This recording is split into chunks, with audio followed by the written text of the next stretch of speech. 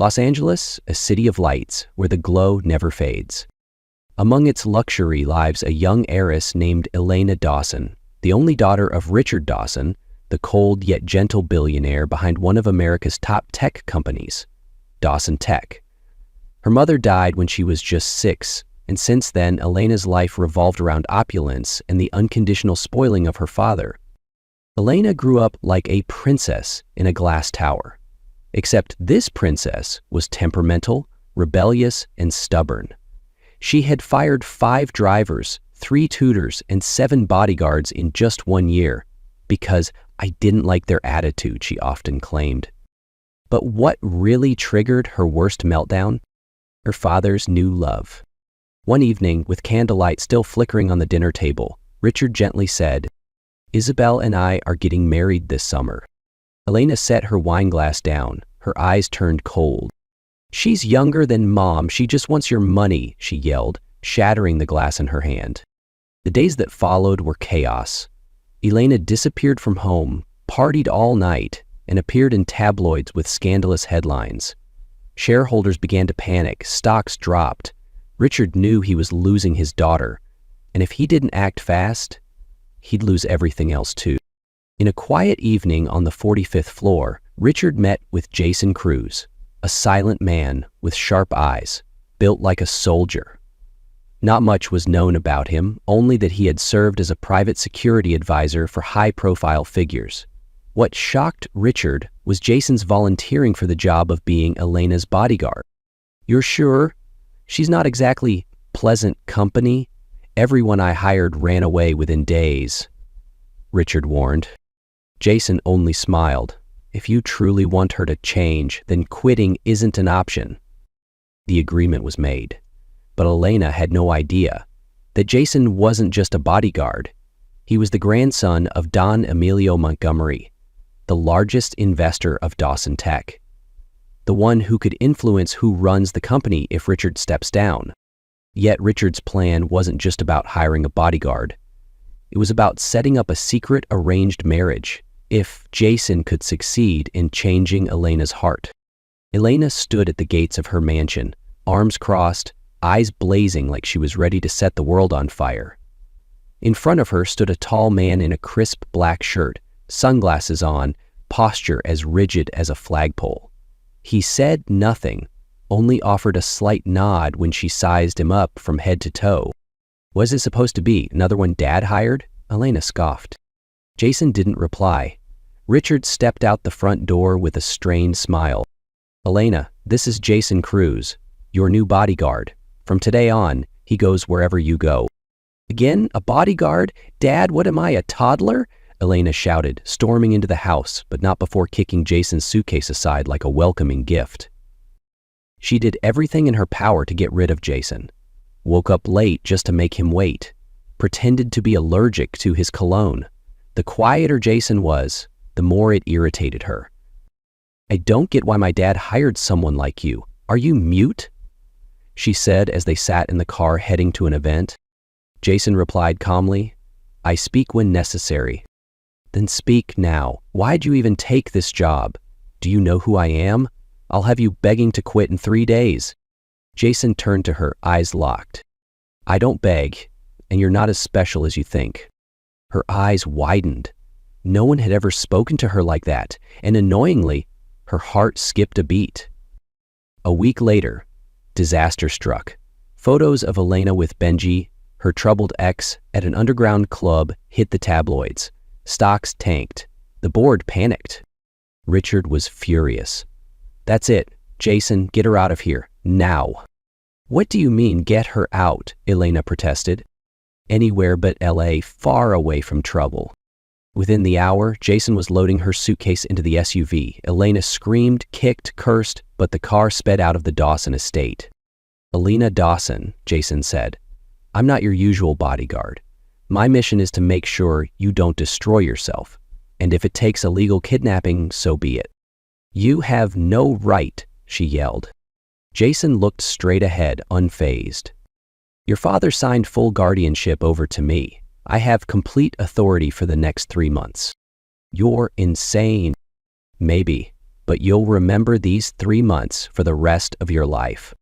And so began the wild journey of a spoiled heiress and a mysterious bodyguard, headed for a remote seaside town called Seabrook Bay, where everything Elena knew would be turned upside down. Seabrook Bay, a remote seaside town in Northern California, where only the sound of waves, wind, and seagulls could be heard. No fancy restaurants, no shopping malls, and absolutely no Wi-Fi. Elena stepped out of the SUV, eyes wide in disbelief, as if Jason had just transported her back to the Stone Age. In front of her stood a small wooden shack, topped with palm leaves, its weathered walls barely holding on. A few dying plants sat in pots outside. In the distance was the open ocean, a brilliant blue, but she didn't care to look. All she saw was horror. "This is your idea of a retreat?" Elena gasped, disgust dripping from her voice. "Not a retreat," Jason corrected. "A home." "You're insane. This place looks worse than a parking lot's changing room." Jason didn't respond. He simply carried the bags inside as if everything was perfectly normal. Elena stood frozen in the sand, convinced she had been dragged onto some survival reality show. When she finally entered the shack, she let out a dramatic groan. No way. Inside was a bamboo bed, an old squeaky ceiling fan, and no air conditioner, no TV, and most importantly, nowhere to charge her iPhone. "Internet?" she asked, a last flicker of hope in her voice. "No signal. You'll survive," Jason replied like he was commenting on the weather. The first 3 days were pure hell. Elena screamed when she discovered the outdoor shower. "I'm not bathing with butterflies and snakes." She almost broke her back slipping on wet sand, because of course she wore high heels to the beach. Jason caught her, but she shoved him away. "I don't need your help. I need a private jet out of this dump." For their first meal, Jason grilled fish and steamed greens. Elena stared at the fish, eyes still intact, and pushed the plate away. "I eat sashimi, not something that stares back at me. Then go hungry." And she did. For 2 meals straight, until her stomach growled so loud it echoed in the hut. Still, she kept her pride. At midnight, she crept into the kitchen and opened the fridge. Nothing. Just cold rice and a few dried fish fillets. In desperation, she nibbled on a piece of fish and nearly choked. Just then, Jason appeared in the doorway, arms crossed, smirking. "Not quite Nobu, is it?" Elena almost threw the pot at his head. But he didn't tease her further, he simply poured her a glass of water and placed it on the counter. Their contrast was stark. She was loud, reactive, firecracker energy. He was calm, controlled, like a steady tide. When she tossed her clothes everywhere, Jason silently folded them. When she shrieked over a cockroach, Jason said seriously, "They lived here before you." When she ran around trying to find a phone signal and bumped her head into a tree, Jason knelt to check the bruise, not scolding, just placing a hand on her forehead and saying, "Relax, not hard enough to knock out what little sense you have left." Elena was equal parts embarrassed and oddly touched. Being taken care of without being mocked felt new, something she hadn't felt since her mother died. One night, while attempting to cook a creative dinner with instant noodles, lemon juice, and chili powder, she nearly set the hut on fire. Smoke filled the space. Jason rushed in, flung the pot outside, opened the windows, and looked at her like a child who'd just discovered matches. She pouted, eyes brimming. "I was just trying to make a decent meal." Jason didn't scold her. He simply wiped the ash off her cheek and pulled out another pot. Clean and ready. "Let's try again." That night, a power outage swept through the village. Jason sat on the porch, reading by candlelight. Elena wrapped herself in a shawl, hugging a pillow, and sat across from him. "Why are you always so quiet?" she asked. Jason looked at her. "Because when people scream too much, silence is necessary." "Have you ever been in love?" "Yes." "What was she like?" "Like you, but a better listener." Elena fell completely silent. Her cheeks burned. She wasn't sure whether to yell, cry, or smile. The next morning, she made breakfast for Jason. boiled eggs and slightly burnt toast. Jason ate every bite without complaint. "Not bad," he said. "Are you just pitying me?" "No, I'm tasting your honesty." Elena looked away, but her heart thudded. For the first time in her 23 years, she felt happy cooking for someone. From that day forward, things changed. No more screaming. Elena woke up earlier, hung laundry, even learned to fish from the old men nearby. Jason didn't speak much, but every small gesture made her feel seen, for real. Not the way tabloids flashed her face across covers, not like how her father paraded her at corporate galas. Jason saw her as a person learning how to live. And for the first time, Elena thought maybe simple living wasn't so bad. Mornings in Seabrook Bay always began with the sound of crashing waves and the rich scent of coffee brewing in Jason's old kettle. Elena would usually wake later, hair tousled, wrapped in an oversized hoodie, dragging her feet to the porch like a grumpy cat. But the difference now was she no longer snapped at the world.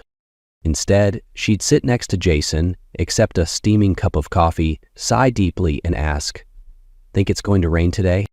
It was a meaningless question, but Jason always answered seriously, like she were some weather analyst. Sometimes he'd point to the sky and describe the clouds. Elena didn't care about cloud types, but she liked hearing his voice. She couldn't say when it all started.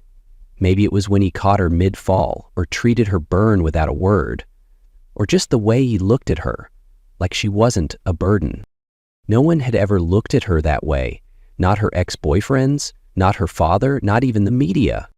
One evening, while they sat by the fire pit behind the shack, flames crackling gently, Elena suddenly asked, "Jason, if I weren't Richard Dawson's daughter, would you still want to know me?" Jason stared into the fire and answered slowly, "I don't care who you are, I care about who you choose to be." Elena said nothing. Her heart didn't race, it slowed down, like settling into a calm it had never known before. A few days later, heavy rain fell over Seabrook Bay. For the first time, the winds were biting cold. Elena curled up in a thin blanket on her bed, too proud to admit she was freezing. She didn't want Jason to think she was being needy. But late that night, he opened her door, walked in without a word, and gently placed a thick coat over her shoulders. "Elena," he said from the doorway, "taking care of yourself isn't asking for too much. It's what you deserve." It was the first time he called her by her first name, and it felt like someone had unlocked a quiet, protected part of her heart. In the afternoons, they'd walk along the shore. Jason didn't hold her hand. He didn't steal glances, but somehow his presence made her feel safer than she ever had before. Elena began to talk more. She spoke of her mother, a gentle woman who loved oil painting and used to hum while cooking. She said that after her mother passed away, her father became a stranger, full of discipline but empty of warmth. Jason didn't interrupt. He just listened, but Elena could feel that he understood. "Do you think I'm selfish?" she asked one day, her eyes fixed on the tide. "No," he replied. "I think no one ever taught you how to love anyone besides yourself." Elena smiled. "And now you're learning." One night, after a simple dinner of vegetable soup and bread, Jason pulled something from his pocket, a tiny ring made of copper wire and a seashell. "What's this?" Elena asked suspiciously. "A promise," Jason said. "Not a proposal. Just, if there's ever a day when you're ready to love someone without fear of being hurt, maybe you'll think of me." She took the ring not to wear it, but to hold it tight in her palm. "I think," she said slowly, "I'm starting to learn that." Jason nodded, then walked off the porch, leaving her alone beneath the moonlight. That night, Elena couldn't sleep. She stepped outside, standing barefoot before the sea, letting the waves wash over her feet. Her chest felt weightless. Finally, she admitted it to herself, not because he was handsome, not because they were isolated together, but because she felt something real. For the first time in her life, she wanted to be a better version of herself, not for her father, not for public image, but for Jason. The next morning, something changed in her reflection. She didn't look perfect, but she looked real. She washed the dishes without being asked, hung clothes under the sun, even swept the porch.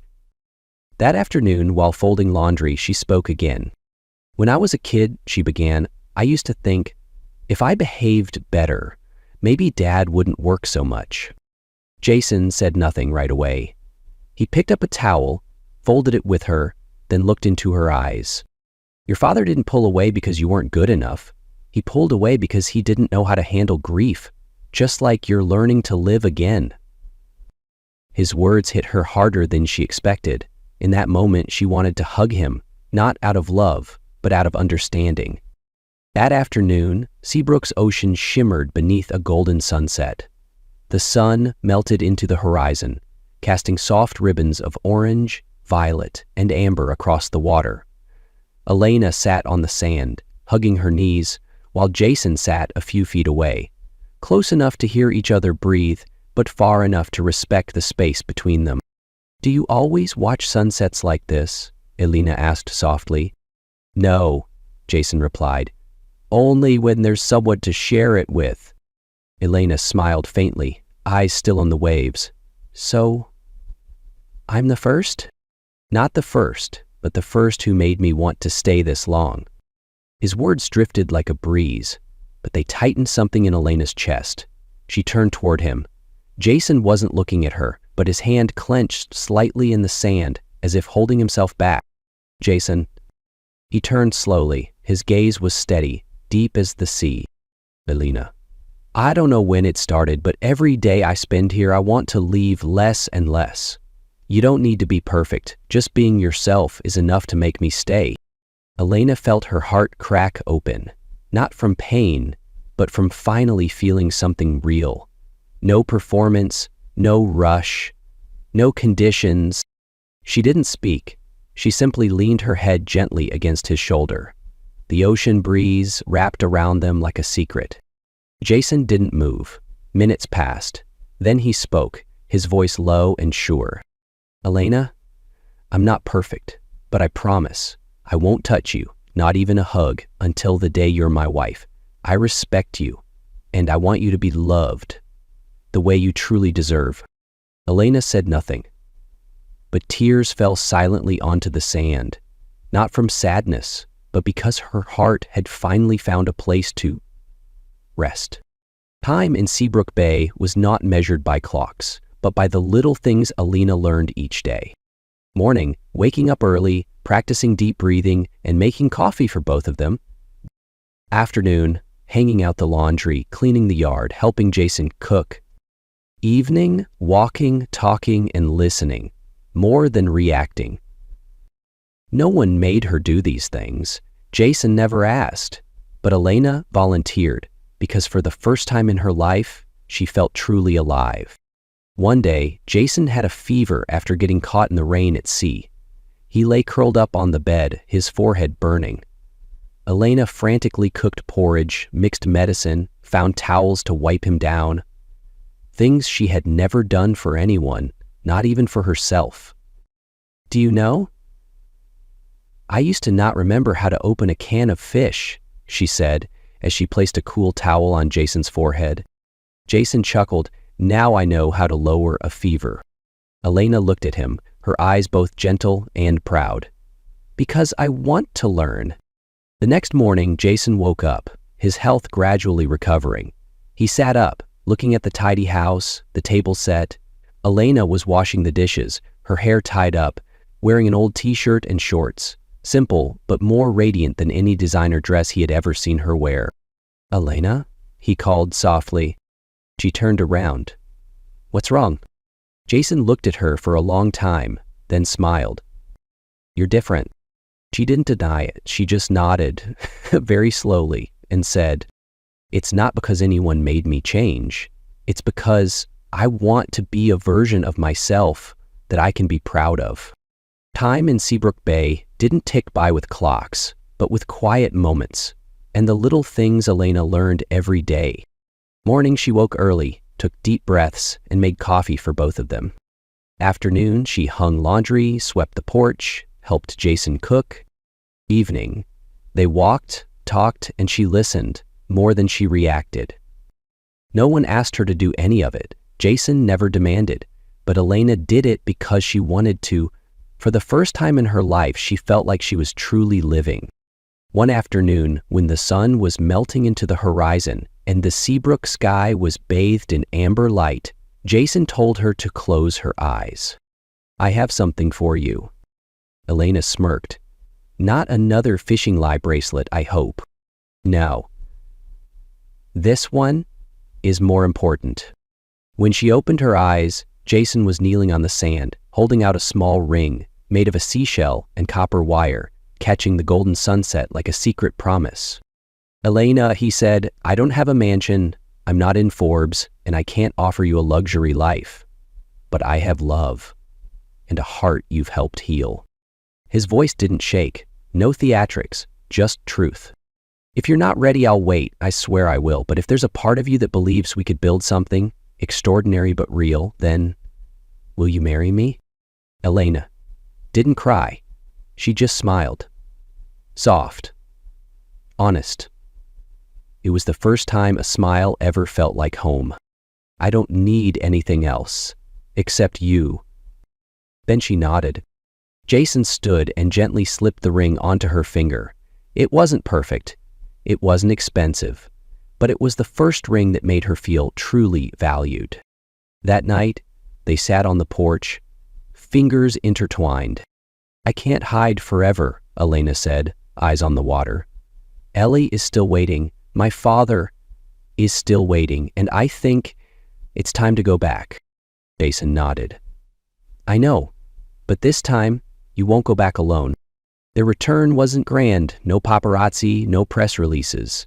Elena and Jason arrived in Los Angeles quietly, just the way they had left.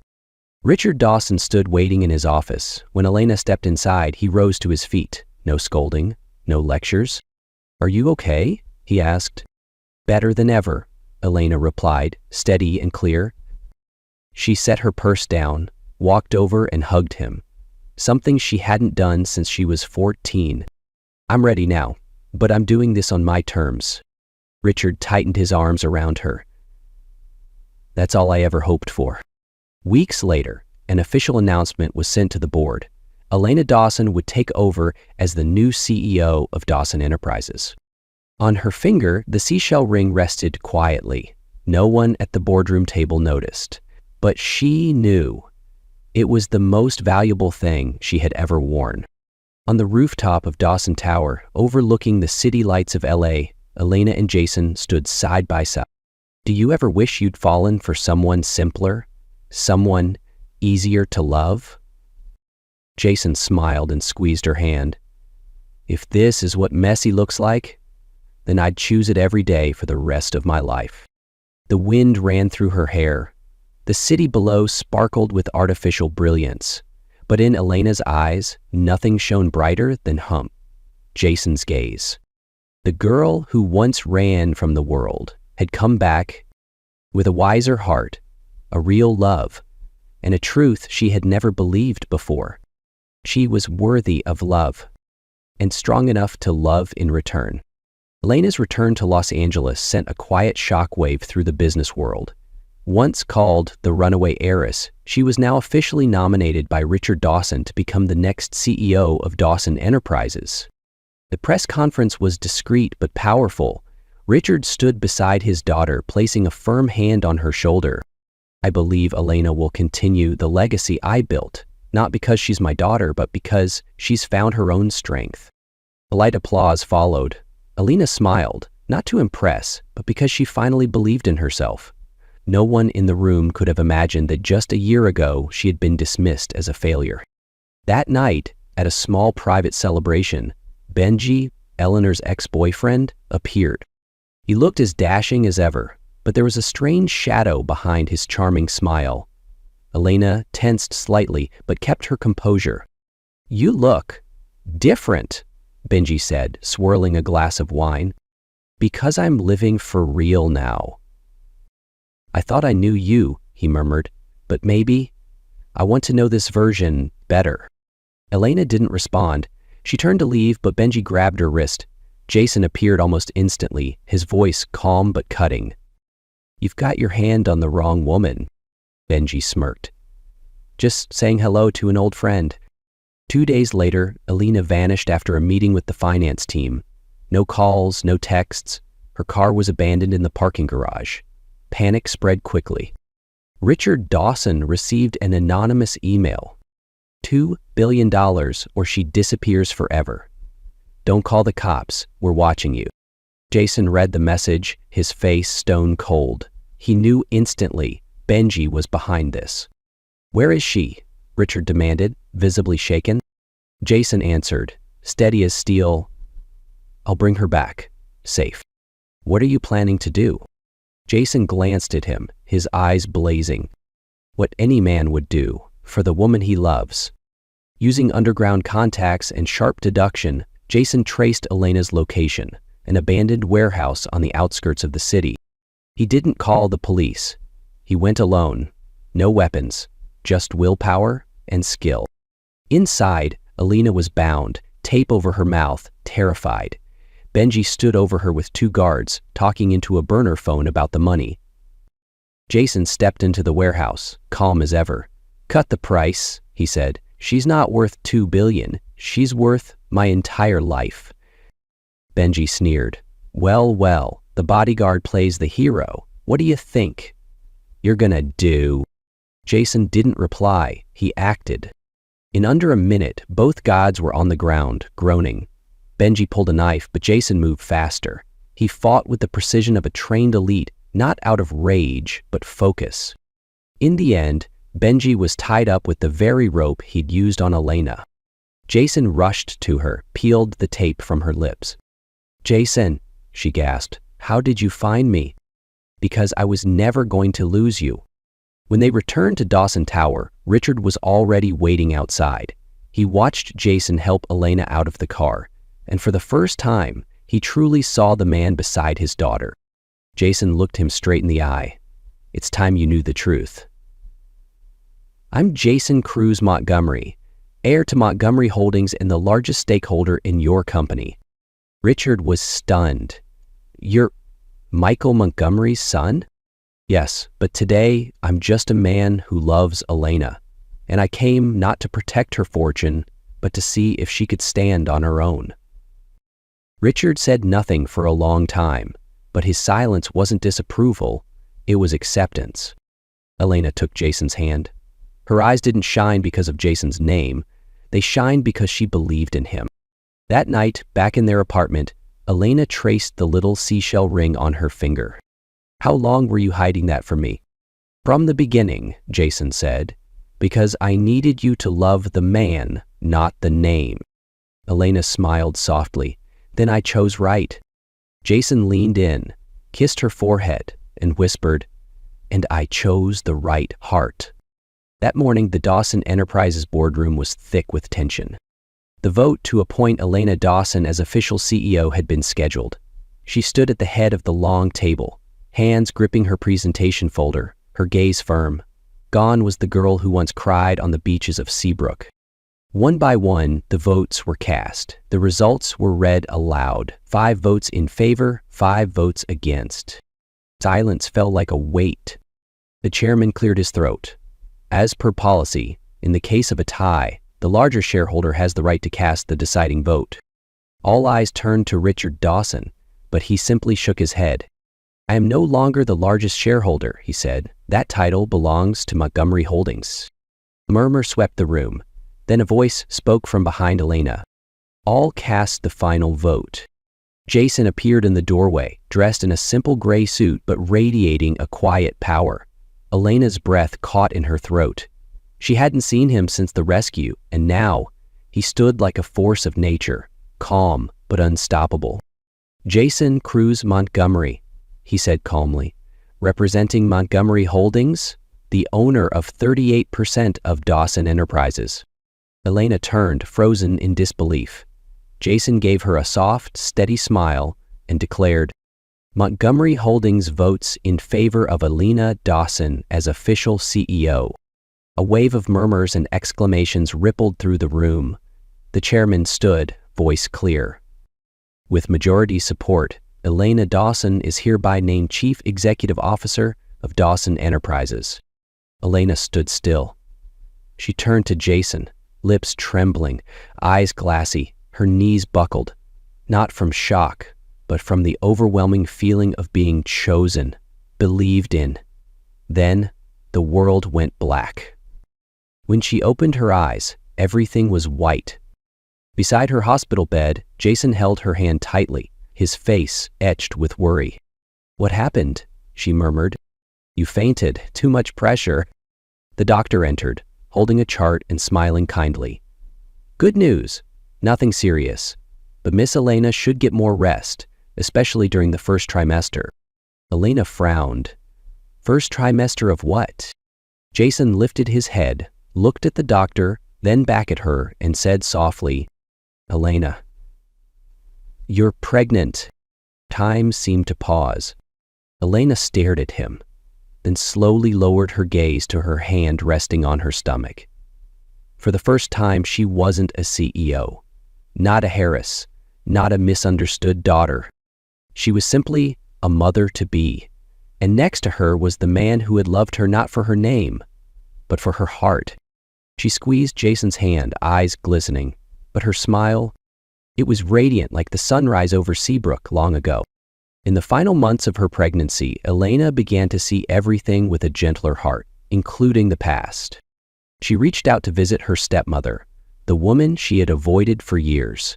Their conversation happened on a rainy afternoon. No anger, no blame, just two women quietly touching the same loneliness. "I never wanted to replace your mother," the woman said, eyes glistening. "I know, and thank you for being there for Dad when I couldn't." They embraced, and for the first time, Elena understood that love doesn't always show up the right way, but it's still real. The first wedding was in Los Angeles, elegant, grand, filled with people from the finance world and media. The second was small and intimate, held in Seabrook Bay, the place Elena once hated, but now called home. Jason stood by the ocean, hands trembling slightly as he made his vow. "I promise to love you, not because you're perfect, but because you've always had the courage to face your imperfections." Elena smiled, her eyes softer than the sea. "I promise to make your coffee every morning and to love you the way the sea loves the sun, without conditions, just presence." The final scene is a small cottage by the shore. Jason opens the door. Elena steps inside, one hand gently resting on her belly. The scent of salt and wood welcomed them home. She looked around and whispered, "We made it." Jason smiled and they both laughed, quietly, fully, like a promise kept. This is where it began, and now it's where they'll build their home.